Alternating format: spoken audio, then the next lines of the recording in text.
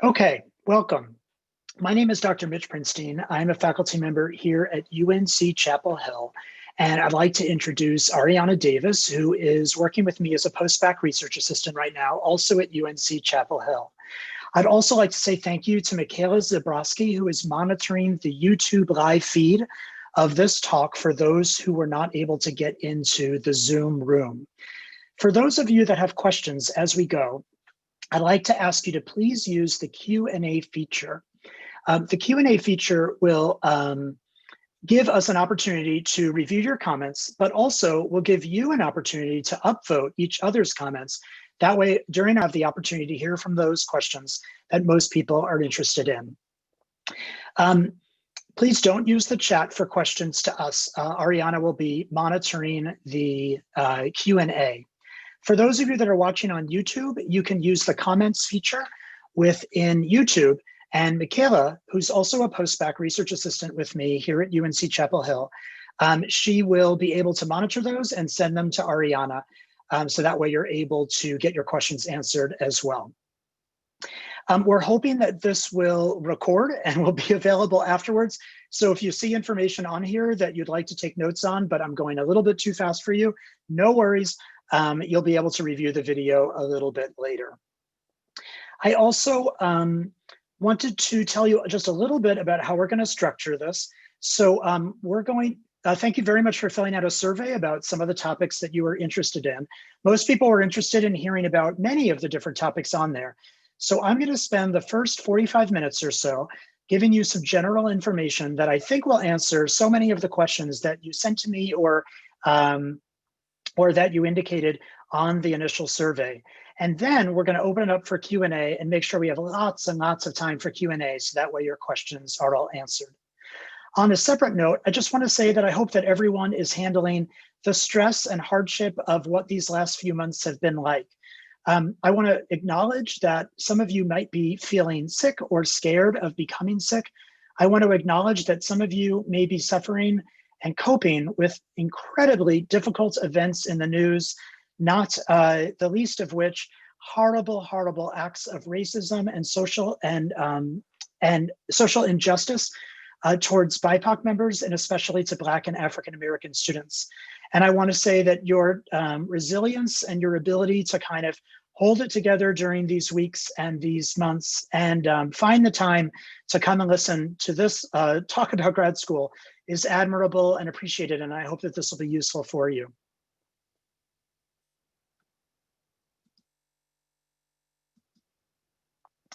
I am going to be offering you advice for the next hour and a half, and I think it's important for you to know a little bit about my biases or my lens, so that way you can take the advice in the proper context. Maybe this advice is applicable to you, and maybe it's not. I'm just one Yutz who's offering some advice about how to get into grad school, and my word is not at all the final word in any way, shape, or form, and it should in no way supplement the advice that you're getting, replace, but rather merely supplement the advice that you're getting from mentors or others. But I provide this advice because I find from the time that I went to graduate school that it is hard to get information about going to psych grad school.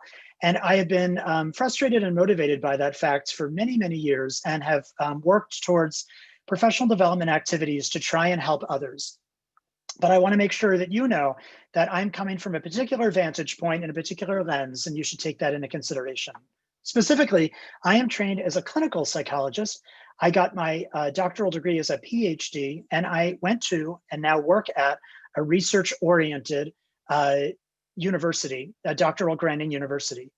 I am a first generation, I was a first generation student, and now I'm a faculty member, very dedicated to first generation and BIPOC students.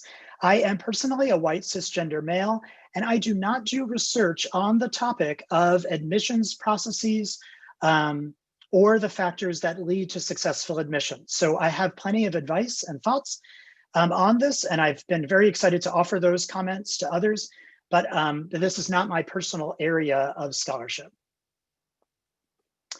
We're going to be talking about three different things, three different main topics over the course of this next 45 minutes before Q&A. First, I'm going to give you a very brief overview about psychology-related fields and different degrees that you can pursue.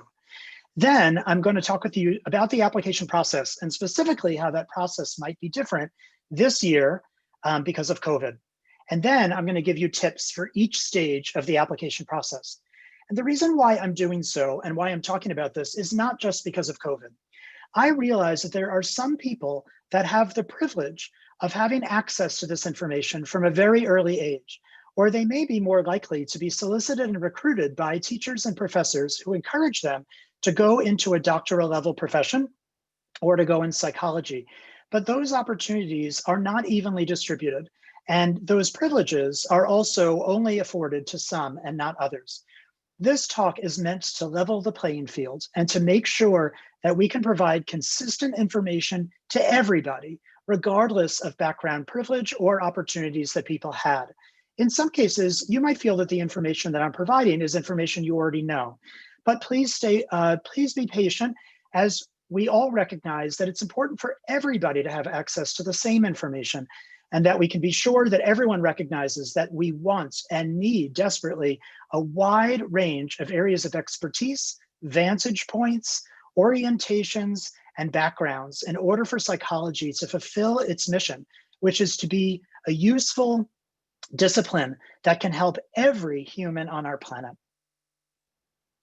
I'm going to start by talking with you a little bit about different careers and fields.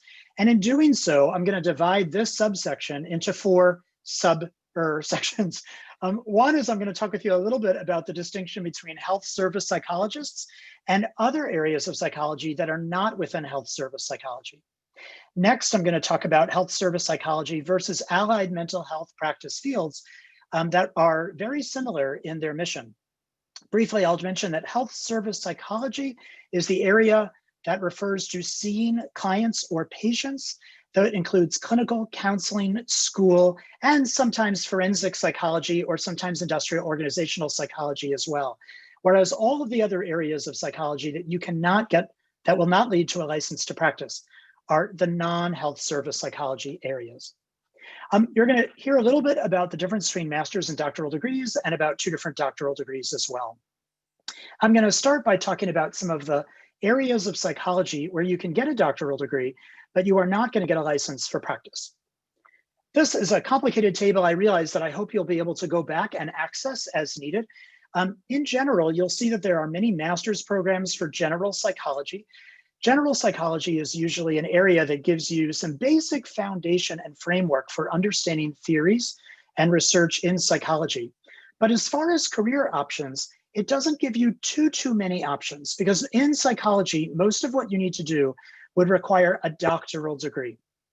But you can, however, engage in some psych tech or psychometry types of careers. So for instance, a psychometrist is somebody who helps administer psychological tests, but is not able necessarily to interpret them and write up reports autonomously. In some states in our country, in the United States, a master's degree may be sufficient to engage in limited practice with some ongoing supervision as well. As far as doctoral degrees, and here these are listed as PhDs, but there are others that are emerging as we go. There are many, and some departments as undergrads have these departments and some don't, but I'll go through them. You might hear different terms. Developmental psychology, as you know, is studying changes across the lifespan, mostly in children and adolescents, but sometimes looking at the elderly as well. For more information, you can go to the APA Division 7, or you can go to SRCD, as a few associations for developmental psychologists. And for all of these different areas, you can go into academia, but you can also go as a developmental psychologist into policy circles or prevention. The people who designed Head Start were developmental psychologists. The people that help write legislation at the local, state, and national level to help children's development can also be developmental psychologists. Social psychologists are focusing on the ways in which individuals interact with groups. Prejudice, persuasion, attitude, and influence are all things that might fit within social psychology. You can check out SPSP and Division 8 of APA to learn more about social psychology. Many social psychologists go on to work in business schools because the work that they do affects advertising and marketing as well. Behavioral neuroscience is an area of psychology that helps us to understand the brain and the peripheral nervous system and how different physiological factors might be relevant to behavior. Many behavioral neuroscientists work with animal models, but some also work with human models. You can get more information at APA Division 6. And if not in academia, behavioral neuroscience are very strongly recruited into pharmacological kind of big pharma types of firms. Sometimes a number of these might all be combined into what's called experimental psychology. You can learn more about that at APA Division 3. If you are not afraid of statistics, please pursue quantitative psychology. It is an incredibly very few people apply for quantitative psychology, but there is a strong need for more and more. The more we get access to data, including data off of phones and wearables and whatnot, the more we need great statistics in order to analyze them. And that's what quantitative psychology is all about. You can check out quantitative psychology more at APA Division 5. They are very highly sought after in the tech industry right now, if you can only imagine why that would be. And also anywhere else where quantitative work is needed, quantitative psychologists are very highly sought after. And finally, cognitive psychology is another area of psychology in the non-health service psychology fields, which studies memory, perception, learning, language. Check out the Psychonomic Society for more information. And as you can imagine, as we are designing more and more types of things that require our perception and our memory and reasoning on our phones and devices, there is a strong need for cognitive psychologists in the tech industry as well. Here are some data that come from the APA workforce. The link is down on the bottom. Check it out. Really cool website to get a lot of data. Over the course of a few years, about 15 years or so, you can see that there's approximately just shy of 100,000 doctoral level psychologists over the course of that 15-year period. About half of them go into the health service psychology areas, and just under half of them go into the non-health service psychology areas. Don't ask me why it says here psychology general. I think that's due to an artifact that most people, when you go into a psychology program at the doctoral level, you actually graduate from a department of psychology. So your doctorate is in psychology, not a department of IO psychology or department of social psychology. So these numbers are a little bit misleading. In the health service psychology area, it has often been the case for many years that about 3/4 of those who go into health service, go into clinical psychology, and the remainder go into counseling, forensic, or school psychology. Very few go into forensic at the doctoral level. I'm gonna keep breezing through this, that way we can get to some information that I know everyone is also interested in, which is the application process. Let's say you are interested in health service psychology and you think you might want to go to clinical, counseling, or school psych. I'd like to ask you to pause for a minute and be sure that that's actually what you want, because there are many different career paths that will lead you to be able to provide clinical care to those experiencing mental health difficulties, including psychiatry, which requires a medical degree, and also master's level degrees like social work, licensed professional counselors, marriage and family therapists, and also becoming a psychiatric nurse. So if you're interested in helping people, it would be good for you to start thinking about who do you want to help? What kinds of things do you want to help them with? Where do you want to work? And then you might notice you have a few different options. For instance, if you're interested in working mostly with adults and you want to engaging in talk therapy about what many college students might deal with at a counseling center on their college campuses, things like stress, relationships, negative emotions, career advice, maybe difficulties with eating disorders or depression or anxiety, then there are a few different options for you other than clinical psychology. For instance, this is often what licensed professional counselors will engage in, which is different than a counseling psychologist. Now that's a little bit confusing, I realize, but there are counseling programs that get you a licensed professional counselor degree. And there's also counseling psychology. Counseling psychology, you get to practice at the doctoral level, but licensed professional counselors might be at the master's level. The difference is in the pay. Doctoral level people make on average $20,000 to $30,000 more a year than master's level people, and also the kinds of places where you can work. Most of the people that you see at an undergraduate counseling center are likely doctoral level counseling psychologists. If you're interested in adults or children, you want to help people to do therapy, but including maybe family therapy or accessing social services or advocacy work, you can become a social worker or a marriage and family therapist. Social worker is probably the most versatile degree you can have if you're interested in working with folks in clinical service or in policy, and you want to only go up to the master's level. You can do lots of wonderful things as a social worker. It's a great, great degree to get, and you can do a lot of the same things that a psychologist would do. The difference, of course, is that psychologists are likely to engage in evidence-based practice more often than social workers, at least as far as today. We also know that for hiring, again, social workers are likely going to get paid less or only able to access certain kinds of practice positions as a result of being a master's level rather than a doctoral level. But there are amazing social workers doing amazing things for people experiencing mental health difficulties. Don't rule out social work. Psychiatrists, of course, are going to likely deal with severe mental health issues. They're often going to work in private practice or a hospital or a VA, so very, very similar to clinical psychologists. You should know that most psychiatrists prescribe medications rather than do talk therapy, and as a result, engage in 15-minute medication management sessions with many of their patients, which, as you probably know, is different than clinical psychologists or counseling psychologists who engage in 50-minute talk therapy sessions. Please consider going into school psychology. There are not nearly enough in the United States, but if you're interested in assessing kids for special services in school and helping teachers to understand classroom management and kids' experiences of difficulties in school, you can get tenure and have a job in a school district, even at just the master's level. School psychology will let you practice fully at the master's level. It's an amazing and important career to consider, and there are not nearly enough of them in the United States. Clinical psychology, compared to all of these, is going to be more research-oriented. You're going to be asked to do some research during your doctoral training in PsyD or PhD programs, and we'll talk more about that in a minute. You're going to be able to see folks with mild to severe mental illness. You're going to be able to engage in assessment in a way that's different from all of these other fields, and also consultation.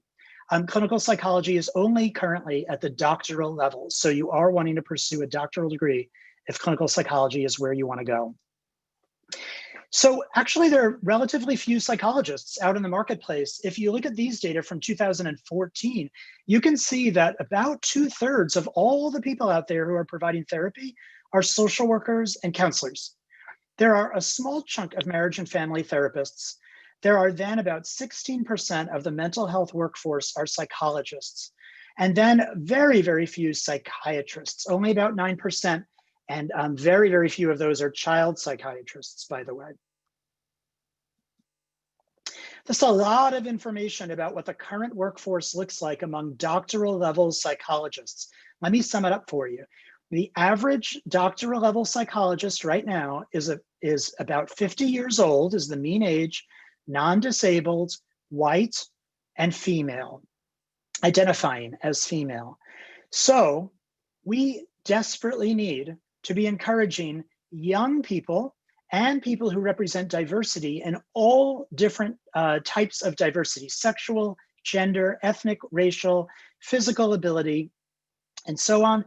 Very, very important for our fields to be able to recruit people who look like and can help us to study and practice and care for everyone out there, not just middle-aged white women. So it's very, very important that we are doing our best. And our field this year, following with some of the practical limitations of COVID and following some of the horrible events that have occurred in just the past few months, have had a reckoning, as it were, recognizing that our top priority in the field right now has to be to rethink everything that we're doing in a way that will eliminate systemic racism and white supremacy. And if you are somebody who represents any form of diversity whatsoever, and you're thinking about psychology, know that that you are very, very welcome and strongly encouraged to enter our field. If you look at those folks who graduated with a health service psychology degree last year, here's what you'll find. Once again, about 2/3 of the 3,000 and change who just graduated last year with a health service psych degree were clinical.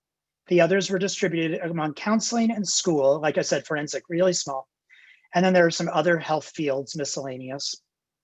If you look at gender and race, you will see that this is a predominantly female group, those who are identifying as female. And you will also see that about 2/3 are white. Now, those numbers look a lot better than they did 10 or 20 years ago, excuse me. But nevertheless, we have a long way to go. Okay, let me briefly tell you about different types of degrees. I mentioned already that a master's degree is, this is complicated for a lot of people. So when you go to a doctoral program and you get admitted into a doctoral program, it is very, very common that your master's is something you get along the way. So while you're there, you get a master's thesis, and then you just roll right into the doctoral program. It's automatic. It's very anticlimactic. They just kind of, congratulations, you got a master's, don't even go to graduation, just get back to work and finish your doctorate. So it's all built into one program. That's the way it works in the vast majority of programs here in the States. That's different than places that offer what's called a terminal master's degree, which means they offer a master's, then you graduate, then you leave. There's nothing that comes after it. So some people ask, should I get a master's before I go to a doctoral program? I would say it depends. If what you're trying to do is increase your likelihood of getting into the doctoral program, then not necessarily. The master's option is good for people who are not sure whether they're interested in psychology, would like to get more research experience in psychology, or got a GPA in their undergrad that may not look so good, and they want to demonstrate that they can get a good graduate GPA. Now, this happens all the time. People start pre-med maybe, and their GPA looks low, or they had some hardships during their undergraduate years. In that case, going and getting a master's degree and having your GPA look pretty good during those years, it kind of almost wipes out the undergraduate degree in a way, and it's a really nice option. Of course, there are some pitfalls. Most master's degrees require you to pay tuition, so you're paying money for that experience. If you don't need to demonstrate a higher GPA and you already know that you want to go into psychology and you know what your research program might be, you might want to instead go get a post-bac research assistant position where you are getting paid to assist somebody in their research while they are helping you to refine your interests and get you into a doctoral program. So it's the difference of you getting paid versus you paying. Nevertheless, master's degrees are great to get for the reasons that I previously mentioned, and some are very, very good at helping students to get into doctoral programs. Other than that reason, getting a master's degree doesn't get you very much today, because again, there's very little you can do to practice with that alone. Okay, most of you have heard that there's a PhD and there's a PsyD.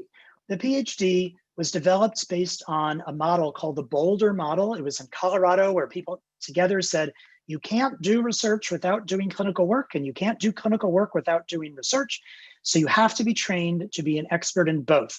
The clinical science model ups the ante just a little bit to say, we really, really mean it. The Boulder model didn't just mean a touch of research in clinical, it meant seriously thinking about a scientific perspective on the way that we think about, conceptualize, and treat mental health issues. The PsyD model came around about 20, 30 years later at a different conference in Colorado called the Vail model. And they said, well, I think actually there's an art to doing clinical practice that requires maybe less of an emphasis on research. Not no emphasis, but just less of an emphasis on research.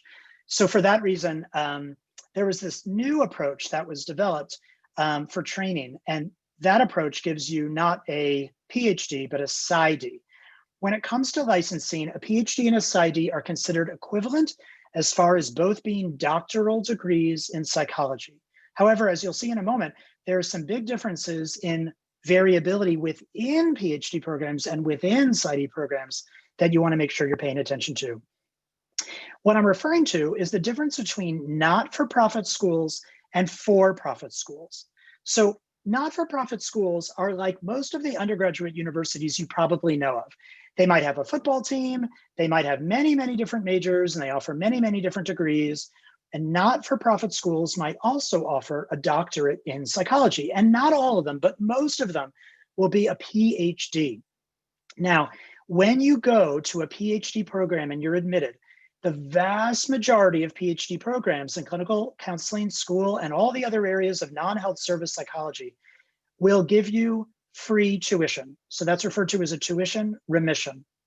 They also might give you a stipend. Now, it's not a very big stipend. It might only be like $19,000, but that gives you a nice, diet of ramen noodles and a small apartment that you're sharing with some other graduate students, but it's enough to kind of get through graduate school without having to take out too many loans.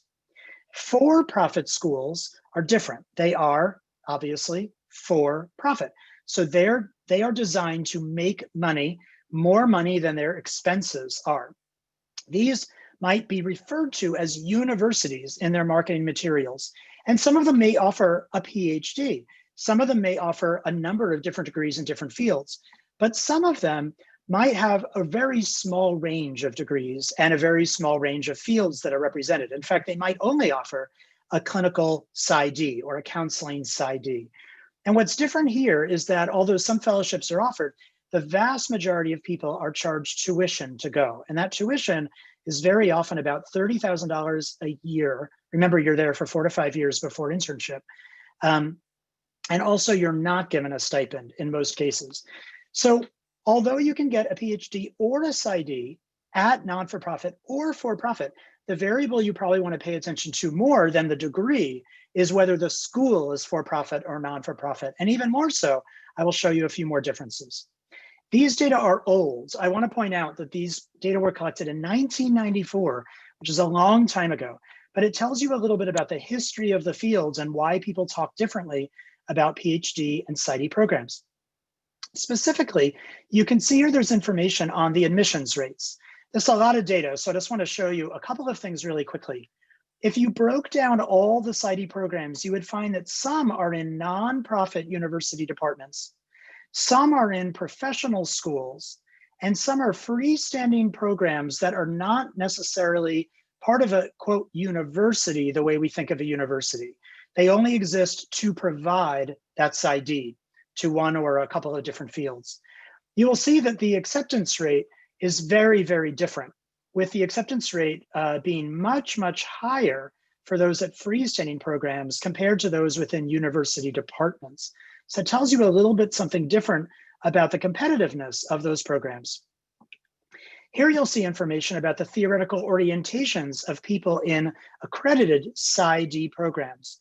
As most of you know, these days, cognitive behavioral therapy is one of a few different approaches that we know to be very, very evidence-based at this point. So in other words, we have scientific proof to tell us that people who go through CBT are much more likely to get better than people who might go through a different approach to treatment. Well, in contrast, psychodynamic approaches are relatively less likely to have support within the evidence base. And just to be clear, there are some great psychodynamic approaches that are evidence-based. There are some CBT approaches that are not very good. I'm not making a general statement. I'm just saying overall, CBT has more evidence support than psychoanalytic. Well, you can see at the freestanding programs, you're much more likely to get trained in these areas that are not as scientifically supported as you would at other types of PsyD programs.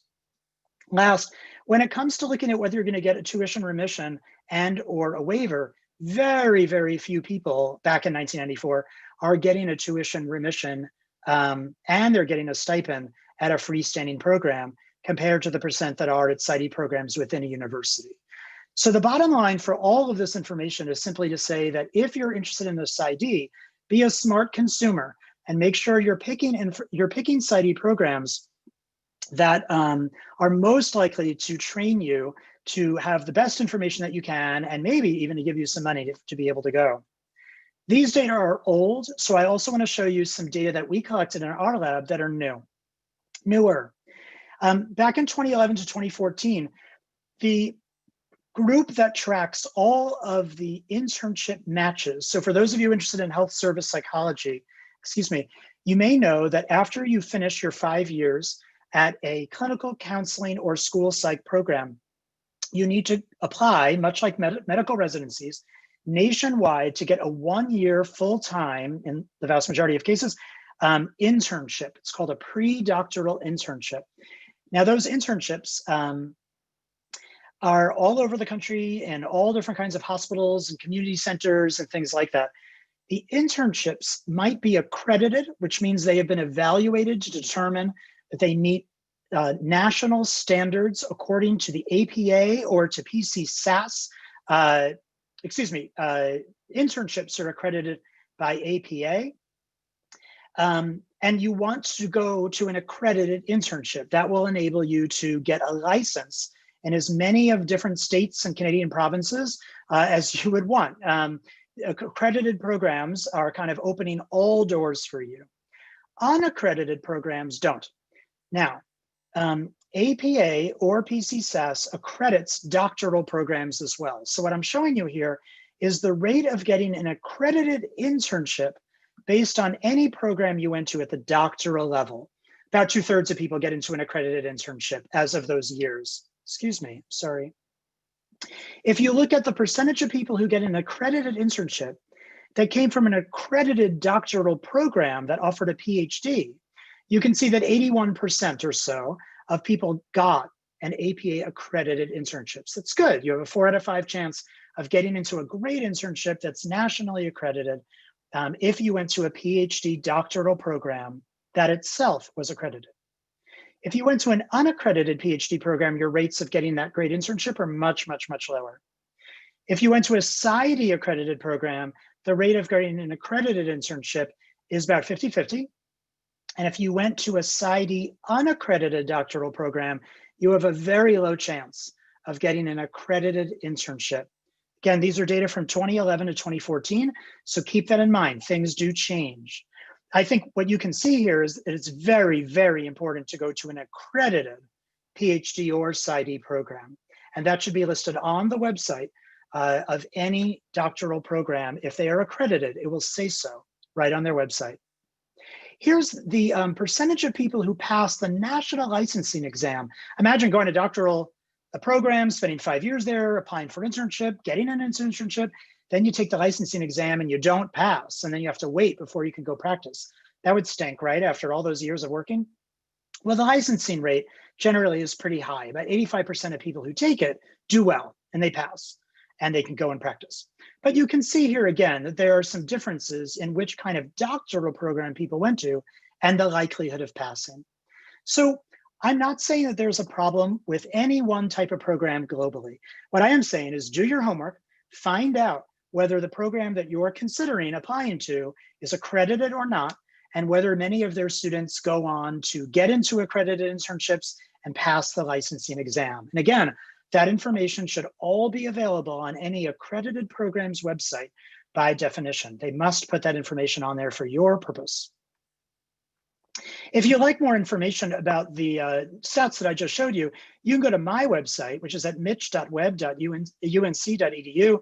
You can go to the professional development tab, and all of those data, program by program, are all available for you on my own website. So download it, it's free, it's available, go for it.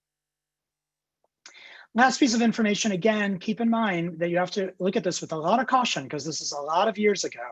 But because people are taking out tuition at PsyD, they're paying for their tuition at PsyD programs, they're not paying for their tuition at most PhD programs, there's obviously a very big difference in the amount of debt that people have when they leave. So if you're paying for your education, you might be taking out a lot of student loans and you'll be in a lot of debt. Okay, last thing before we move on to the application process, thank you for your patience as I'm trying to provide as much information as I can to help people out. And let me just make sure we're good on time. If you are interested in going to clinical, you should know that that's not the only choice you need to make. You need to go even a step further and understand that there is a difference between adults clinical, child clinical, and health. Adult clinical is people that are interested in research and practice on major areas of psychopathology, either the things that predict them, the risk factors for them, or the ways that those things are maintained among adults, and research on the treatment process with adults. For child, same thing, but for kids. Health psychology is an area of where people look at the relationship between psychopathology and physical disorders. And this could be anything. It could be adherence to medical regimens, coping with chronic illness, the ways that people who get heart attacks are more likely to experience depressive disorders. Any intersection at all between health, physical health, and mental health goes in health clinical. And if you're interested in health clinical for children, Some people call that child health, which is a very easy way to remember, but some people refer to that subfield as pediatric psychology, which sounds like it's just child clinical, but it's not. So I just want to make really clear for you that pediatric actually refers to child health psychology. Anyway, when you start looking for programs to apply to, it'll be important for you to know whether you're interested in adult clinical, child clinical, health clinical, pediatric. There are other areas as well, but these are the main ones. I'd like to talk now about the application process, as well as some ways that the application process may be differing this year because of COVID. So it used to be the case that the application process started with you taking the GRE and you getting your transcripts and looking at your undergraduate record and your GPA. We'll talk about all this more in a little bit. Writing a personal statement, sometimes attaching a cover letter or a CV, sometimes a work sample, getting letters of recommendation, sending them off, and then you interview. But this year, things are different. So the vast majority of clinical PhD programs have elected to waive the GRE requirement. And that's both for the GRE general test as well as the GRE subject test in psychology. And let me tell you a little bit about that. The GRE is one of the pieces of information that people use in order to determine whether or not you may be a fit and may be deserving of an interview for graduate programs. And this is for health service psychology and non-health service psychology. However, there has been a growing movement of people suggesting that the GRE test may not predict success in the way that psychologists involved in the admissions process would like. There's also been a growing sentiment that there may be ways the GRE reinforces a systemic bias that is allowing some people who have experienced some privilege to do better than other people who have experienced less privilege. And this is to say that to suggest that the GRE is not measuring actual aptitude or potential. It might be confounded or biased by factors that have nothing to do with potential or the importance of somebody gaining admission into graduate school. Once both of these reasons kind of collided this year, the vast majority of programs have decided to waive the GRE. Now, what if you already took the GRE? Well, if your score is really, really good, you might want to send it, but honestly, whether or not that even gets forwarded to the professors or not is unclear at this point and varies from school to school. So here's my advice. If you are applying to places that are very competitive, clinical PhD is probably the most competitive of all the degrees that we've talked about, and you have scores in the 75th percentile or higher on both sections, then your GRE may be something exciting to brag about.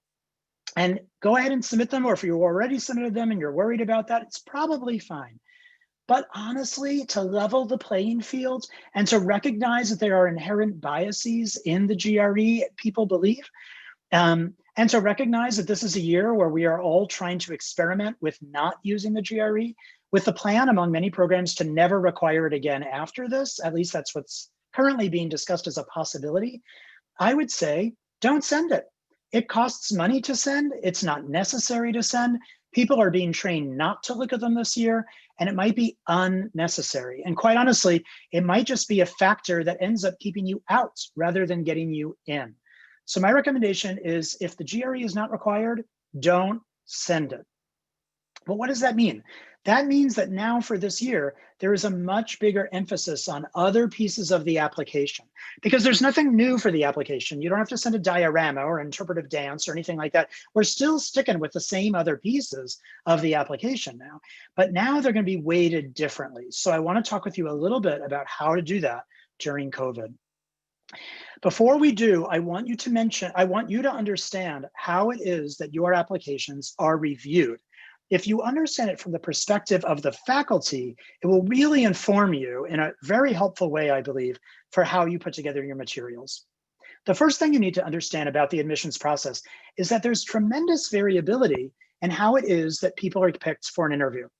In the vast majority of programs, it is a specific mentor who decides for her or him or they self whether they want to take a student for an interview. So it is not a committee necessarily, but one person, and they are reading your materials and deciding whether you're a fit for their lab. So keep that in mind. Now, whether or not someone gets to pick a student in a given year is based on many, many different factors. And a lot of those have to do with funding factors. So you may know that some people come into graduate school on a research assistantship, which means that they're being paid to assist on someone's research project, usually because that faculty member has a grant. Other people are getting admitted on a teaching assistantship, which means that they're going to assist grading papers or helping to run a lab section of a class. The grant funding is based on that mentor and whether they got a grant or not. But the teaching assistantships are doled out by the college to the department, within the department, to the different areas in the department, from the different areas in the department to the specific mentors within that area. So there's a lot of decision-making points, and very often those decisions are not even made until February or March, when this process is about over. So sometimes people don't get an interview, not because they weren't good enough to get an interview, but because that person recognized they didn't have the funding and they couldn't bring anyone in on an interview. So it's really important to know that there are so many factors that have nothing to do with you that go into how this works. A lot of faculty have started putting on their website, yes, I'm going to take a student. No, I'm not going to take a student. I'm not yet sure if I'm going to take a student. And you should know that that's our attempt to try and let you know that we may or may not have full control of this, and we may or may not take you for reasons that have nothing to do with you. Once applications come in, there's usually a general screen where people are looking at academic qualifications and a general match to the program. Now, the academic qualifications piece used to rely overly, heavily, perhaps, on the GRE as well as the GPA. We'll talk about the GPA more in a second. But also there's just generally a match to see whether you picked an advisor who said they're not taking a student, or they've retired, or you mentioned that you're interested in learning all about a topic or an area or a discipline that is not represented in that department. In other words, if you're applying to a cognitive behavioral place and you say you want to learn all about psychodynamic approaches, people would say, well, we really don't offer that, so we're not going to be a good place to give you the training that you want and you need. There are a remarkable number of people that miss out just because of this. They send out lots and lots of applications. They don't read the websites carefully, or they don't read the mentors' detailed information carefully, and they're just not a match. So personally, I can share that I get a lot of people writing to me about work that I did when I was a graduate student. So, 25 years ago, I haven't done any work in that area since, but they write to me saying they're interested in that. And I would love to be able to help them, but I just don't have any data. I don't have any current projects in those areas. So I'm just not a good fit for them anymore. They might have seen an article that I was a part of from all that time ago and listed my name, but if they had gone to my website, they would probably see, I just don't do that work anymore, so I'm not a good fit. And I don't mean to say that that's specific to me in any way, but I think this is what a lot of faculty are looking for is, are there ways in which what the student wants to do is something that they can provide them with resources on in order to help them, excel in their careers.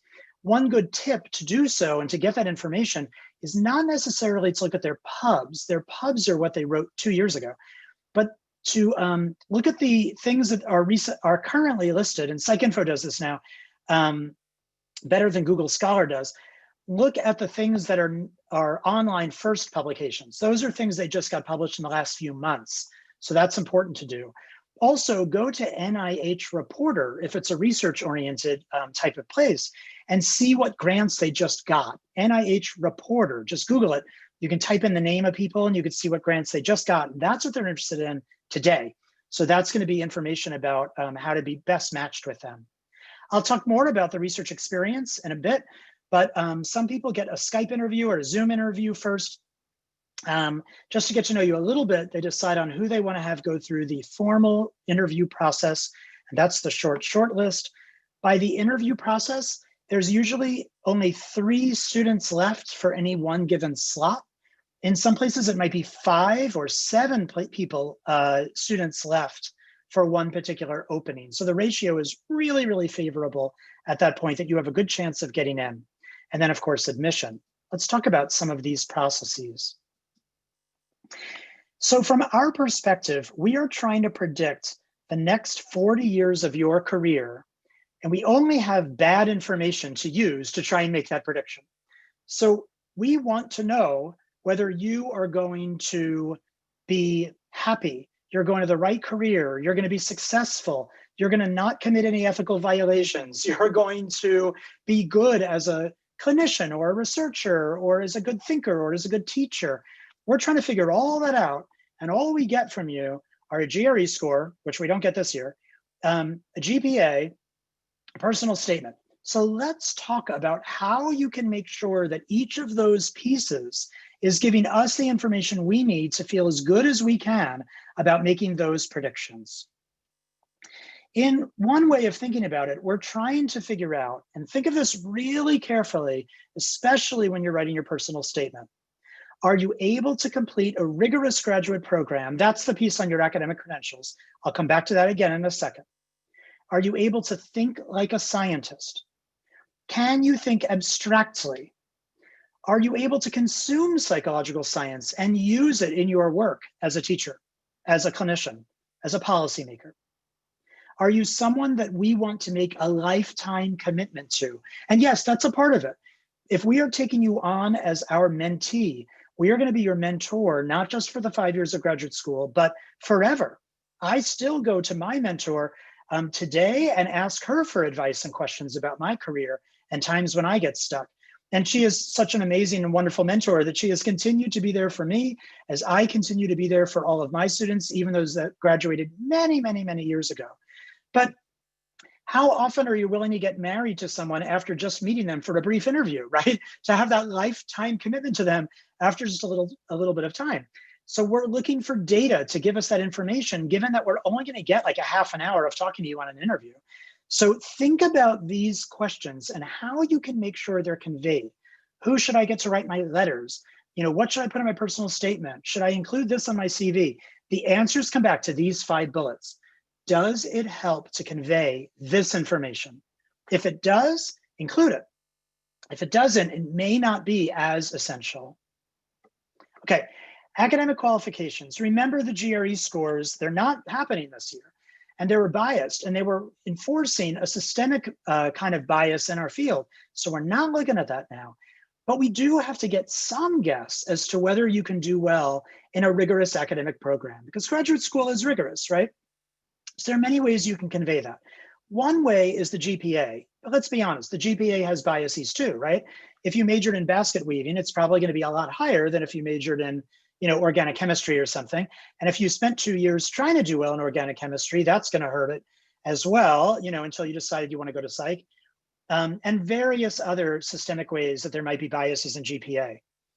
I would say that the GPA that's above 3.0 is good.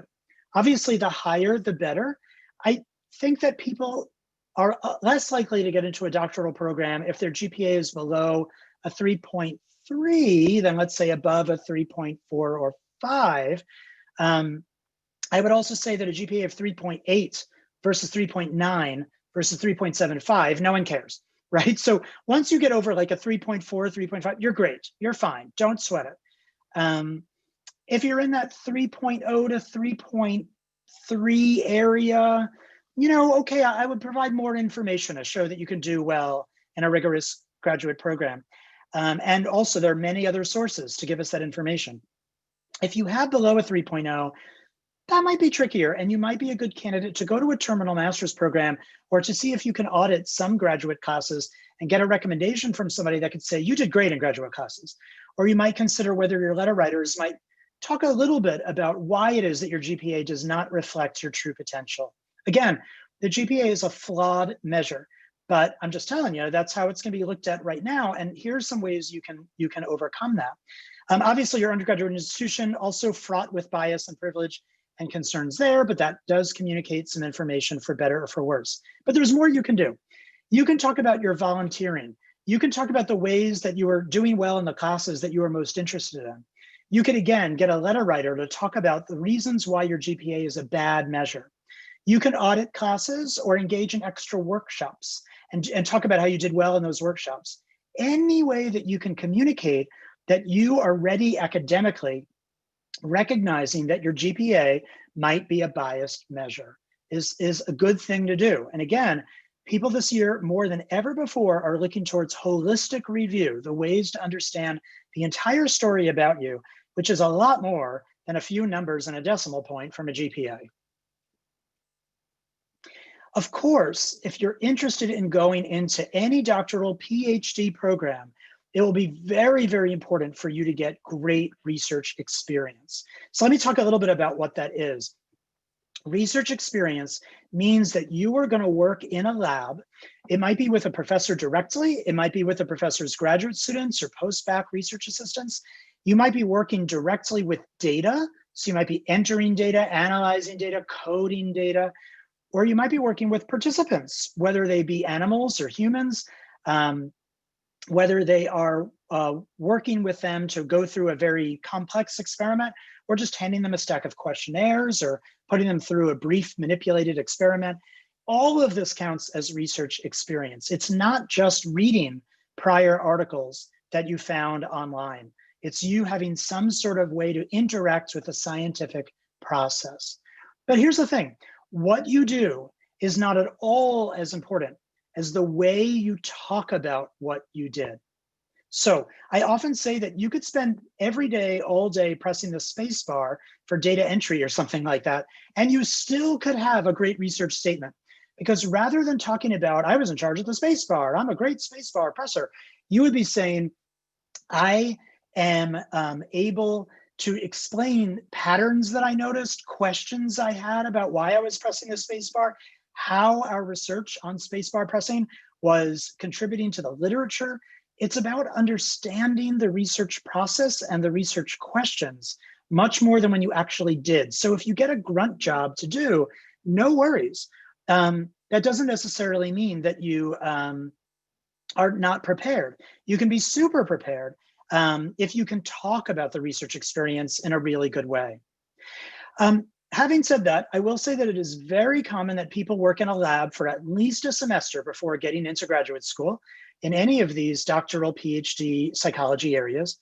It is particularly good if you have the opportunity to do an honors thesis or a non-honors independent research experience where you develop your own idea from the beginning to the end. And that makes sense, right? I mean, a master's thesis is basically a slightly larger honors thesis. So if you've already done an honors thesis, it demonstrates, well, yeah, I'm going to be able to do a graduate version of this too. Again, it doesn't have to be an honors thesis.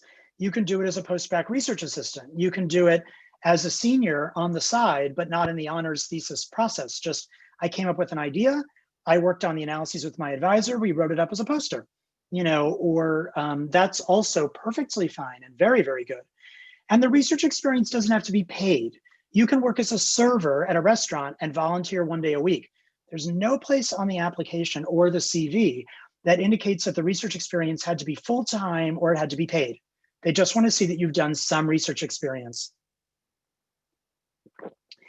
For those of you wanting to go to a clinical PhD program, clinical experience does not really matter for getting in. It does matter for you deciding whether this is what you want to do. But if you know this is what you want to do and you've already gotten exposure to mental health issues enough to know how to study them because you've learned about them or you've volunteered somewhere even for a brief time, that's enough for getting into a clinical PhD program.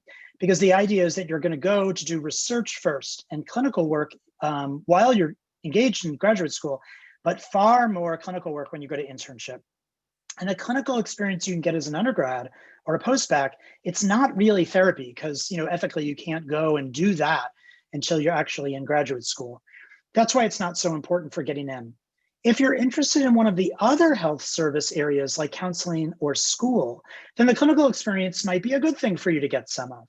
So again, it's not going to be therapy, but you might be volunteering or you might be getting some work on a group home or an inpatient unit or something like that. The personal statement is going to be more important this year than in any other year. And it already was a really, really important part of your application. The number of people who cross that first threshold with credentials that indicate that they are going to do well academically, that they're a general match. It sometimes is many, many dozens of people for any one mentor, of whom they have to decide on which 3 or 5 they're going to interview. It all comes down to the personal statement and the letters of recommendation, but mostly the personal statement. I have literally read thousands and thousands of personal statements over the course of my career, and I can tell you that 90% of them all follow the exact same formula. They start by offering some sort of intriguing anecdote that says that they were interested in psychology. Maybe it's that they knew someone or witnessed the experience of somebody experiencing mental health difficulties. Maybe it's something they read in the news or a psych class they took, whatever it is. There's an initial paragraph, sometimes trying to be a little bit catchy, that talks about how they got interested in psychology. Then the next paragraphs go on to talk about the inspiration led to a desire to get more coursework and opportunities in psychology-related experiences. Often there's a list of research experiences in chronological order with an indication of specific tasks and responsibilities that folks had in each one of those research experiences. I ran this interview. I had the opportunity to supervise the undergrads. I pressed the space bar. And then it ends with a sentence that says, that's why I think I would be great at this university working with this professor. That statement is fine, but because 90% of the statements look exactly like that, I think that is a huge missed opportunity, because think of those 5 bullets that I showed you before. These points do not demonstrate any of those things, right? They don't demonstrate that you're a great person to work with for the rest of your life. They don't demonstrate that you're necessarily scientifically minded, because when you talk about your research tasks and responsibilities, it's really suggesting that you are able to assist on someone's research, but you're not applying to be an assistant, you're applying to be a graduate student. And that means your own independent research career. So it's important that you're demonstrating that you can think scientifically, not that you can take orders and run someone else's tasks. Recently, a bunch of research-oriented clinical PhD programs, and I believe this would apply for non-health service psychology as well, were asked to rate and rank order the most important qualities when figuring out who they wanted to take for interviews and ultimately as a graduate student. Here are the top 10. People were interested in folks that are scientifically curious, interested in many different topics. People that could show critical thinking skills. People that had good, but not necessarily excellent, interpersonal skills. Who are good at analytical thinking, problem-solving skills. Who are open-minded and independent, or interested in self-guided inquiry. People who worked well with a team and who took initiative. People who are open to supervision and had personal insight. The ones that I've highlighted in red can be directly addressed in a personal statement. Because rather than talking about how you were excited by a TV show or something on mental health, talk about something you learned in class. Talk about a theory or a finding or a variable or a hypothesis that you've heard of or you've thought of, and that will show your scientific curiosity. Show how you engage in critical thinking around that topic or hypothesis. This doesn't have to be a very sophisticated hypothesis. You know, I think depression is related to stress. I think that there might be different kinds of stress that would be related in different kinds of ways. It's a very straightforward hypothesis, but it demonstrates that you're thinking scientifically and you can start really analyzing, recognizing different ideas. Show how you would be interested in those questions scientifically. Any way in which you engaged in problem solving in your research labs, in your classes, in volunteer work is good. I don't mean we couldn't figure out how to get everything to fit in the trunk on the way to the bake sale. I mean, like, how is it that we can solve these world problems? You know, what are the things that I'm interested in doing? Getting right in there and kind of coming up with solutions. Show how you are accepting of supervision, but also you have gone on and taken on extra opportunities and extra experiences because you are personally motivated to do this, taking initiative. These are the things that make personal statements rise above and look great. So here's a better personal statement. You might start with an anecdote, but then you're going to go on to talk about a perspective of the field. I think that the most important thing are relationships, or I think the most important thing is biology, or I'm very interested in looking at persuasions and attitudes. Something that seems like what we study in psychology. Talk about why that's of interest to you, not just the name of a disorder or the entire field of mental health, but a specific part of what we do in this field. With your research experiences, as I mentioned before, what did you learn? How did it change your thinking? What ideas did it generate in you? And how did it lead to more focused interests now for graduate school?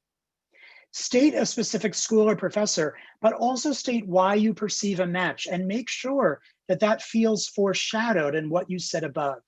If it seems like, oh, I just randomly picked a professor that seemed nice, but I mentioned nothing related to the research in any of the paragraphs that preceded it, then it's absolutely not going to lead you to an interview. When you go to the interview, it's really important, of course, that you are focusing on social skills, your enthusiasm for working with that professor and in that university, and you perceive a match. And what I'll say is that this is a good thing about COVID, if there is any silver lining, is that you will have the opportunity to do all of these on Zoom. I know of no program still planning on having anything in person, but it's going to be a little bit harder this year for you to have to focus on how to convey that. Our social skills when we're on Zoom are really weird, right? We look at ourselves, we're paying attention to weird tech things. So just be extra sensitive about smiling and nodding and really trying to demonstrate your connection and your listening with others. Show your enthusiasm, not just by smiling and jumping up and down, but by asking questions that are preceded by a statement of enthusiasm. So, wow, I'm really interested in knowing a little bit more about a study that you did last year. Can you tell me more about it? Because that's the kind of thing I want to do. That's exciting to hear that question, not because we're talking about our own research, but because we know what part of it you want to hear the most about. Otherwise, if you just say, tell me about what you're working on now, well, a faculty member is just going to say what they say to everyone. It's going to feel stale and dry because they have no idea what you're interested in hearing. They just think you're trying to fill up the space. But if you can precede your questions and follow the answers that you hear by asking, this is why I'm most interested, or I love the work you're doing on this area. How did you see that moving forward in the future? Then it feels like a personalized question and it's a conversation rather than just routine question, routine answer. Same with the match. Make sure when you hear something you like, you say so, because you're never going to feel this way, I know, but we are just as nervous as you are that we're going to get a great graduate student. Now that we've narrowed it down to only 3 or 5 people, we better get one of you. Otherwise, we have to wait a whole nother year to get a person to work with. So we are just as nervous about you accepting as you are about being accepted. And if you can make statements about how much you feel that you're a fit or a match, that is going to interview us. It has influence us, And we're going to say, gee, should I take the person who's obviously wants to be here and is going to come, or the person that was really coy with me and I might wait around for months until I hear from them? That does play a role. I'm going to end this portion, so we still have plenty of time for Q&A, by telling you that interviews are probably going to start earlier this year. They might even start in early December, since they're just going to be on Zoom. They go all the way through late February. You do not have to make any decisions until April 15th. Do not let yourself be pressured to make any decisions until April 15th. People do violate this rule, I'm very sad to say, but you need to know your rights. You do not have to say yes or no to anything until April 15th. It would be a favor to the universities if you didn't hold more than 2 offers for more than like a day or 2. Because if you can imagine, if one person's got like 10 offers, they can only go to one place. So that means that 9 people are just sitting around waiting for that person to choose. You should be able to narrow it down to just 2 places if you are lucky enough to get multiple offers after a day or 2, and let the other ones off. That way the system can keep going. What sometimes happens is everyone gets a bunch of offers in January and everyone just sits around waiting until April 15th to find out whether they're going to get off a wait list or not. And then on like April 14th, suddenly there's flurry again, and that's unfortunate. If everyone just kept the number of offers they were holding to a minimum, it could all go much, much faster. Remember, you're only going to live there for 5 years, and although a couple $1,000s might make a very big difference to you in the stipend level, or whether you get to be at a cool city or not, if you have the ability to find a loan or get the opportunity to share an apartment, or somehow make those factors less critical to you, and that's not the case for everyone, then make your decisions based on the place and the mentor that's going to be best for your work, rather than what's going to be best for you short term. And again, I could talk more about that as well if you want. I'm excited that we have lots of time for questions and answers, at least 25 minutes, if not more time than that. I'm happy to stay for a little bit longer. I will also encourage you to go ahead and send me questions if we don't get to yours right now on Twitter rather than by email. And the reason why I say that is that I recognize that some people don't feel as confident about asking a question or having their question asked in front of everybody. And also when I type out responses on email, only one person gets to see it. So the win-win to me seems to be that if someone asks a question, then everyone can benefit from the answer if I answer it on there rather than just doing it by email. It also saves me on email a little bit. There are 2,700 of you on this right now. And the idea of getting 2,700 questions on email, I will not be able to get to them by February, I promise, if I get that many. So send them to me on Twitter instead. And also right now. So with that basic information provided, and hopefully addressing many of the questions that I got earlier, let me turn it over to Ariana to moderate our Q&A. Okay, great. So, on the topic of like applying and the application process, a lot of these questions are about like talking about your lived experiences in your personal statement. So specifically, what would you recommend for people a part of the BIPOC community and for people who are disabled or are queer, and how they can incorporate their lived experiences in their personal statement? Absolutely. Your lived experiences are what will make our field better.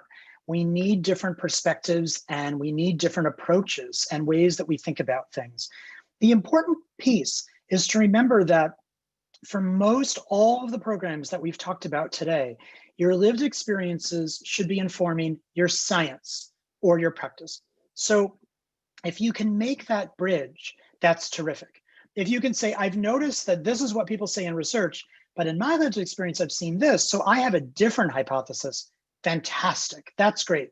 If you talk about lived experiences saying that led to my interest, but I can't then connect that to how it would inform my work as a scholar or as a practitioner or a teacher, if you can't make that connection, then it feels a little bit like a wasted opportunity. So try and say, I read this article, my lived experiences suggested an alternate hypothesis or a different way that I'd go about that teaching or that therapy. That's key when you do that. Okay. So a lot of other questions have been asking how to navigate the diversity statement that a lot of schools are asking for as a part of the application. So how would like a person of color navigate the diversity statement, and then like what should you just say in general? Yep. It is probably a wasted opportunity to simply talk about how you think diversity issues are important, but unfortunately, that's what a lot of people do. But yes, they're important. We know, and that's why you're being asked to write a statement. It demonstrates a commitment of a university to kind of ensure that you can bring an open-minded perspective to recognizing the importance of challenging your own lenses, your own biases, and exposing yourself to different ways of thinking. So regardless of your own experience, whether you're a member of the BIPOC community or not, there are so many issues with intersectionality where we have to always remember that our experience is still going to be different, even from someone else who might be demographically similar to us in so many different ways. So we want to make sure that we're communicating an openness to an open-mindedness, that we're willing to do some introspection and recognize that we don't have all the answers. None of us do. We want to recognize that we are committed and dedicated to reducing systemic racism, and again, I believe everyone should be there now, but if not, then anything you could do to kind of recognize that, you have a role, everyone has a role to play. And also ways that you might provide, a contribution to the climate for others to learn. Now, I say that with a footnote. I am not suggesting that anyone disclose information about themselves they're not comfortable with doing so. Absolutely not. If there's a place that learns something about you, some area of your diversity or experience, and upon you getting there and they don't like that, you didn't want to be there anyway. So just say what you feel comfortable saying, but don't ever feel compelled to have to say anything about yourself. Having said that, if you are feeling comfortable with talking about the ways that you can contribute to scholarly discussions on diversity, and you can help that environment by offering an opportunity, to have good, important conversations that will make people grow, then that's also great to include in a diversity statement too.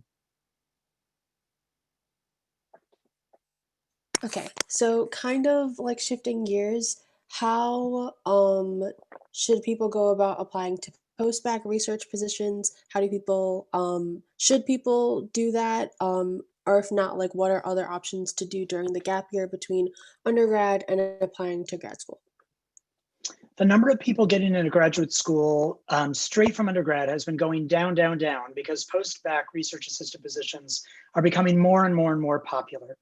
If you did not do independent research, either in the form of an honors thesis or some other form of independent research, then it might be a good idea to get a post-bac research assistant role if you're going for a PhD.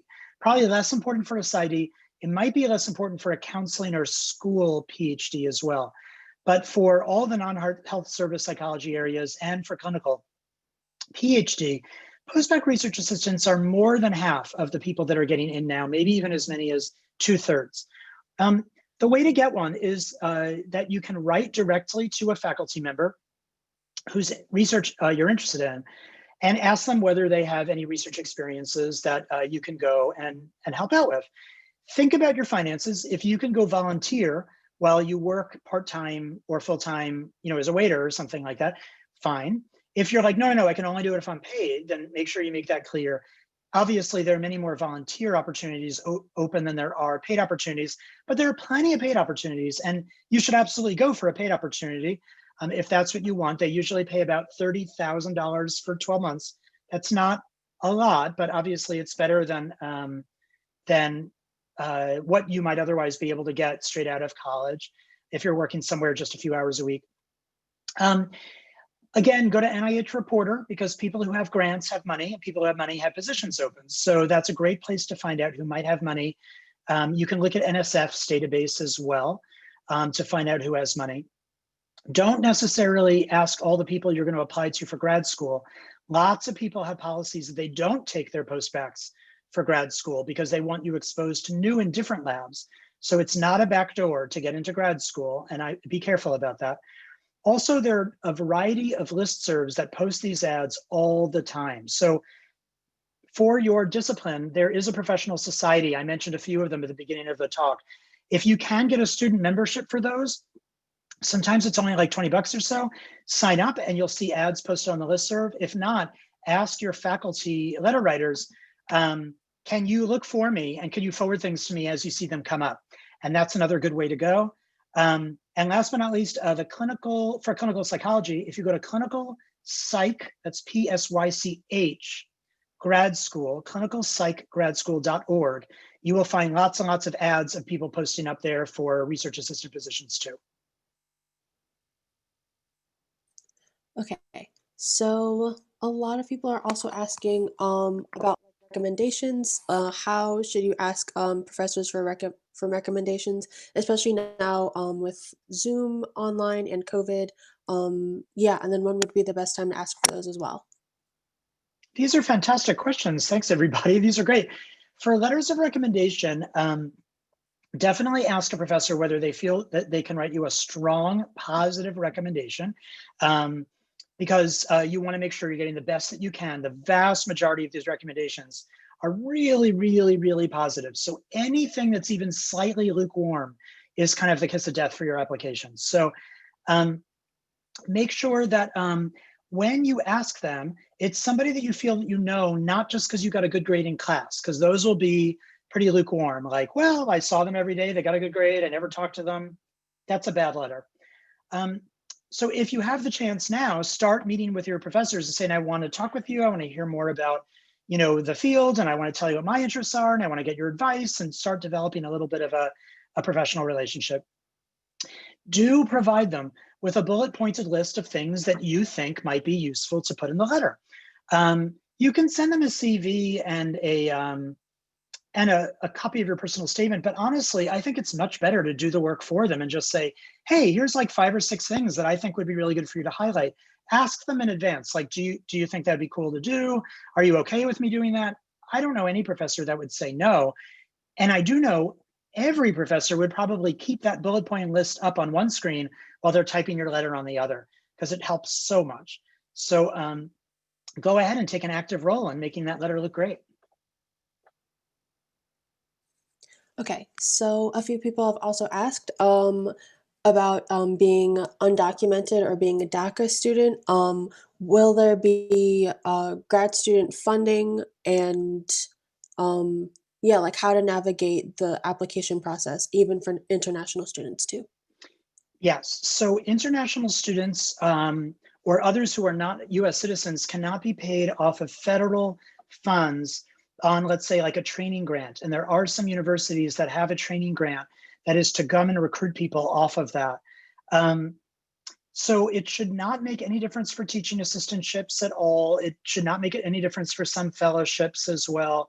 So most universities will accept people without regard for international or citizenship status, but then connect you with the international office at the university to go through whatever visa issues are necessary. I know of no one who has had difficulties simply because they were an international student. I will say that international students have different ways in which schooling works. So sometimes the GPA is on a different metric, or the kinds of experiences you get are different from what we see in the US.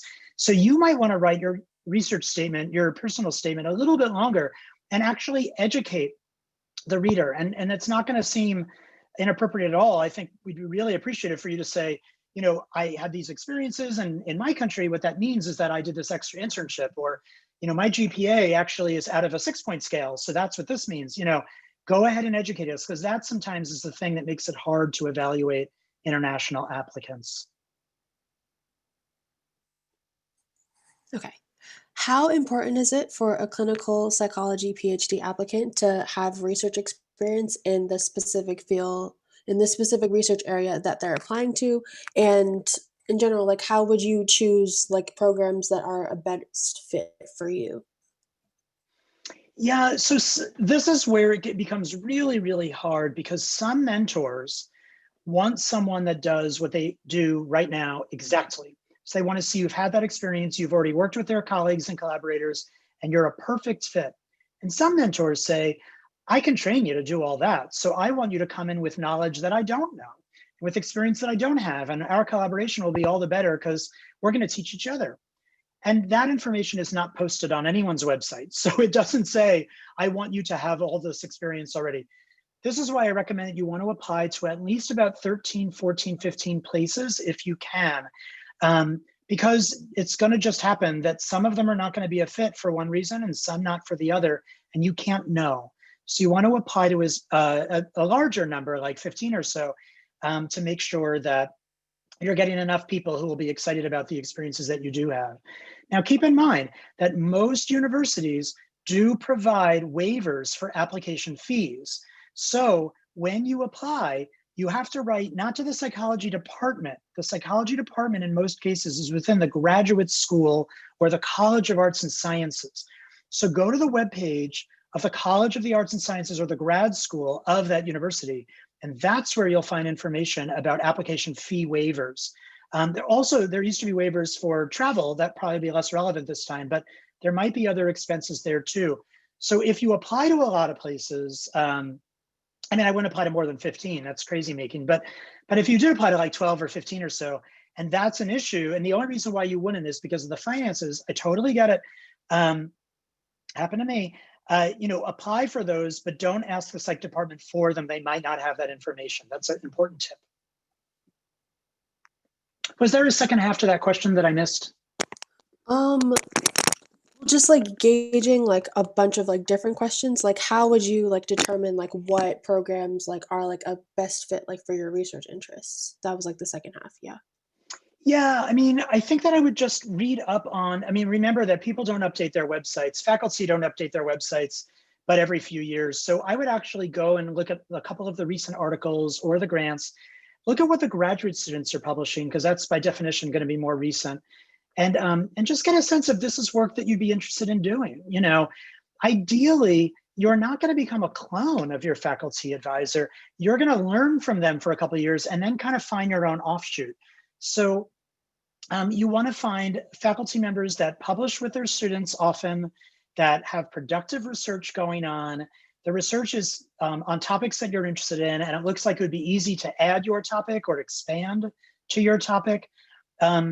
You want to find people who are good mentors, and you won't learn about that until you interview with their graduate students, perhaps. But again, looking at the ways in which they publish with their students gives you some hint there. Whether they're senior or junior has as many pros as it does have cons. Junior people are hungry, and they're going to work hard, and they're going to work on lots of pubs. But it's true, unfortunately, the field might not recognize their contributions as quickly. Yet senior people might have big fancy names or whatever, and that might seem exciting, but they also might be bored or tired, or they might be doing things where you're barely going to see them. So, it's not the case that senior or junior is necessarily better than one another when picking a mentor. You should apply to a range. Okay, so this is a question from YouTube. Lots of Okay. science funding in America is going towards COVID-19 research. Have you found that funding in the psychology department affected and in terms of affecting funding for new grad students and research? Yeah, right now, the effects on universities are just starting to be realized. And as the effects of funding changes on universities um, are starting to hit departments are deciding how to handle it. Some departments are going to limit the number of people they take as graduate students. But for other departments, the money they pay for graduate students has nothing to do with the money that is going to be cut. So it's a bit of a mess this year, unfortunately. There may be places that have far fewer student slots open. So it's a good year to apply. But again, if it doesn't work out, it's totally okay. It probably has nothing to do with you. And you can apply the next year if need be. Applying a second time to the same place is in no way a mark on your record. Plenty of people get into a place the second time, even though they applied to the same mentor in the same place the first time. So no worries there. As far as research funding, no one's had their existing grants taken away, and grants are still getting funded on plenty of topics other than COVID. So we're not seeing that as far as the research, there's a lot of change in the ability to do research from a funding perspective. Of course, it's hard to do research to actually go and do the research in person with participants. So what you do during your first year, if we're still in this situation, then might not be the same. But it shouldn't be changing your match in any way. And as far as if you're interested in studying COVID, there are probably a lot of people out there that have some data on COVID. But as you can imagine, this is going to be a big wave of research on this, and then it might go away. So people that are doing that work now, they might only be doing it for the next couple of years in some cases.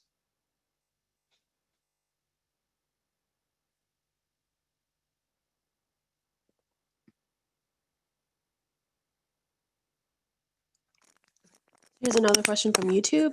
What are the limitations other than income exist for master's level clinicians in terms of scope, leadership opportunities, etc., that don't exist for doctoral level clinicians?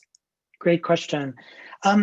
So in academia, in most universities, in most departments that undergraduates are involved in, professors are going to be doctoral level. So if you're interested in going to academia, at most universities, it's going to be a doctoral level professor. That might be different if you were to work at a school of social work or a school of where there's a licensed professional counselor program. But usually that's going to be one area that's limited or not. In hospitals and medical settings, often there's also a very unfortunate hierarchy where you kind of have like MDs and then doctoral level PhD PsyDs, and then you have master's level. So there's also going to be a difference in terms of leadership opportunities within that multidisciplinary team and the scope of work as well. So on an inpatient unit, for instance, the psychologist might do the individual therapy, the social workers do the family therapy and the family planning is one example of that. But within any given field, there may be many ways to do things with the degree that is most common. So like for instance, in the counseling field, you might be able to do a lot with a master's in counseling.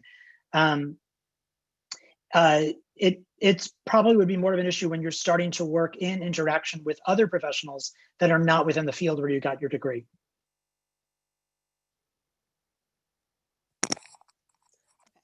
Um, So COVID has it's put on hold a lot of research opportunities for students. And so there are people who are concerned with people who would have had summer experiences or even like fall experiences. So how could they indicate on their CV or resume that they were supposed to do X research opportunity, but it couldn't happen because of COVID? Yeah, I would say exactly that, and it's a really good point. Just go ahead and say, I was intending on engaging in this activity. Unfortunately, it was delayed, or it was not possible due to COVID. But use it as an opportunity to demonstrate your enthusiasm and your ongoing research questions.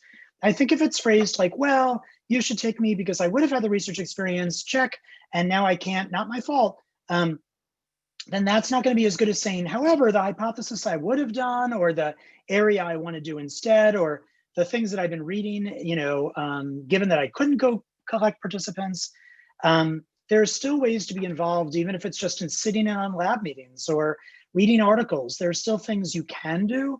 And anything that demonstrates that initiative, that kind of self-guided, I'm pursuing this, whether it's paid for or not, whether it's a credit or not, like this is what I really want to do. That's what people look for in a graduate student, someone that would do this even if they weren't getting any credit or getting paid for it. They want to do it anyway.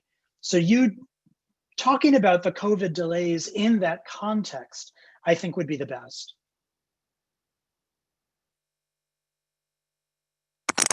Do you recommend reaching out to potential advisors before applying to said programs?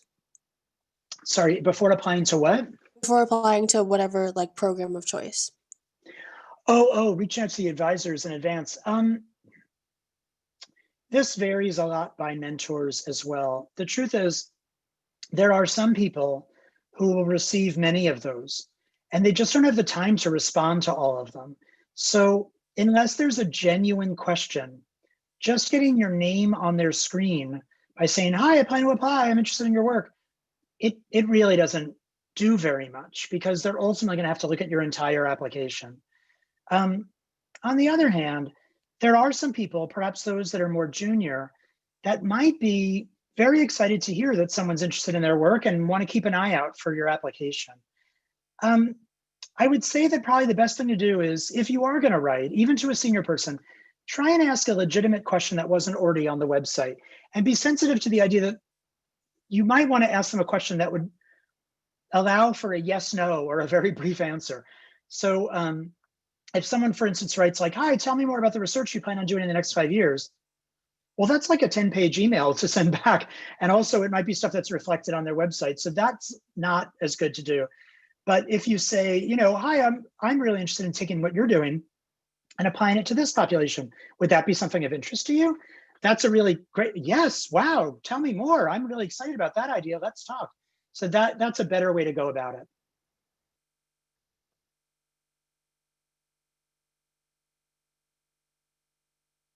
Okay, so I guess for our final question, um, a lot of people have been wondering like what the interview process is like for PhD programs, like once you get that far, and what will make you stand out like during your interviews. It is remarkably informal. It is the case that you are asking as much, if not more, questions of everyone around you than they are asking to you. So be ready to be the question asker as much as the question answerer. Um, and this is important because the number of questions that you ask is a sign of that enthusiasm and that fit, as we were talking about before. So you want to make sure that you're standing out. Obviously, you want to be socially skilled, appropriate, professional, courteous, but you want to demonstrate that I could show up right now and start having conversations about work where you think it would be good to have me in the lab. I'm right away kind of getting excited about the topics that you're presenting. I'm asking you questions. Have you ever thought about that as an area? And, have you thought about that variable? Do you know whether that's something that, might moderate that factor or mediate that? Or have you ever tried that experimental manipulation? Just something that feels that you're engaged and you're active. People that don't do well in interviews are people that are just saying, obviously, anyone that's not professional or not socially skilled or anything like that, although there's plenty of, allowance for the fact that you're nervous, and everyone knows that. So it's not like one little gaffe and you're out. But if you're, consistently obnoxious to everybody, then obviously, that's gonna be bad. But the other thing beyond those social skills that really hurt are, like I said before, people that don't demonstrate a genuine interest. Sometimes people think, oh, you don't want to be here. Um, and people that just say, wow, everything is great. Everything is exciting. There's so many things I would do. Everything I've heard, I love. It just seems overly either desperate or non-specific, or kind of like, I don't know what you would contribute to that. If every person's idea is great, great, whatever, and you don't contribute anything, then I'm not sure you're ready to start having some scientific conversations back and forth. And it's hard to engage in a great conversation, a scientific conversation, in just a few minutes of an interview. But even just a tiny glimpse of that can really, really help. Just a follow-up question about the study that they tell you about that they're doing, or an idea, even the semblance of an idea is enough to be like, oh, wow, you're already starting to engage with what we do here. And that makes you sail right to the top.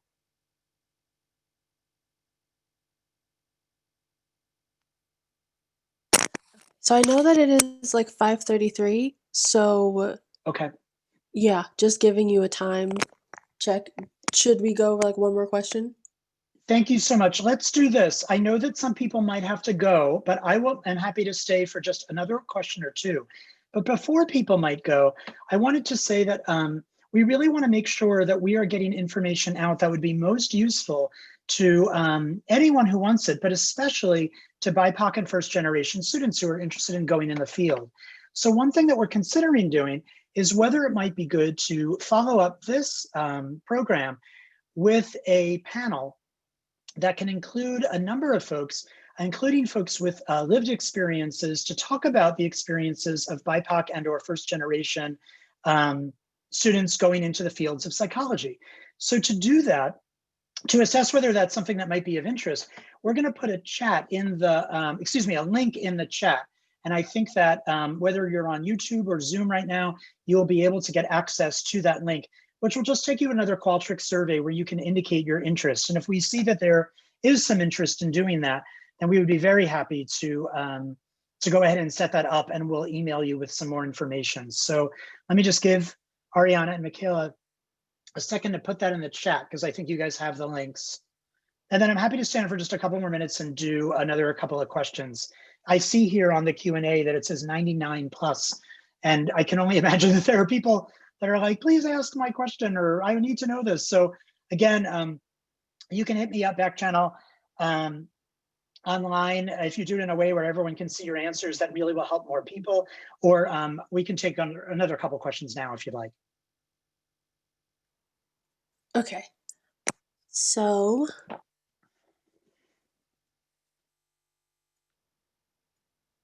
okay.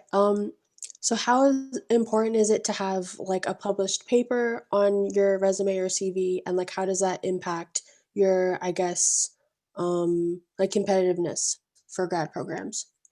It's not totally important.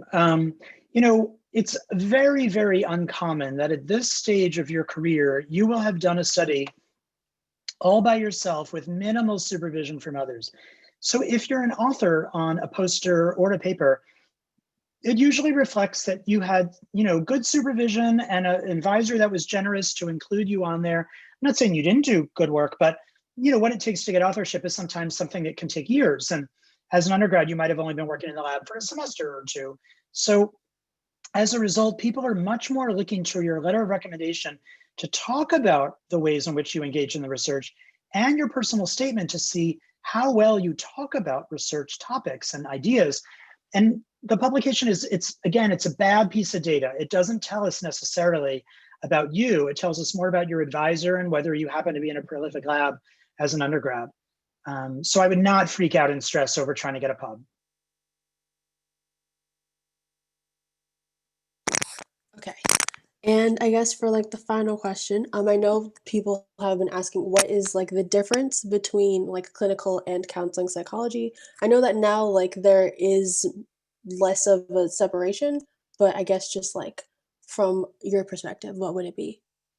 Yeah, the lines between these different fields are changing so rapidly now. So I would say that most everything that you are doing in a counseling psychology PhD, you can also do in clinical, but except for in counseling, you're going to be doing a little bit more on career selection and a little bit more of working in counseling centers, which is a different environment and a different kind of population than what clinical folks would probably see.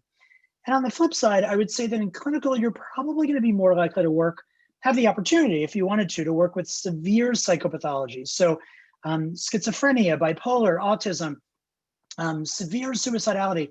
It might be that some counseling psychologists would be less inclined to take those cases, whereas clinical psychologists would take those cases. The training is just a little bit different there in terms of severity. So clinical psychologists are less likely to work in counseling centers, but much more likely to work at VAs, hospitals, major academic medical centers. You're probably going to see more clinical than counseling there. But yes, the lines are blurry. Thank you so much to Ariana and to Michaela and for helping out to make this program happen. If there are any training directors out there listening, please admit Ariana and Michaela when they apply, because they're wonderful post-bac research assistants. And to everyone else, thank you so much for joining. I hope that this has been helpful, and I hope that I can continue to provide helpful information to you in whatever format would be useful to you. I'm really excited about people learning about how to get into psychology, because it's the best field in the world. And thank you so much. Be well, be safe, please vote, and have a very good night. Bye.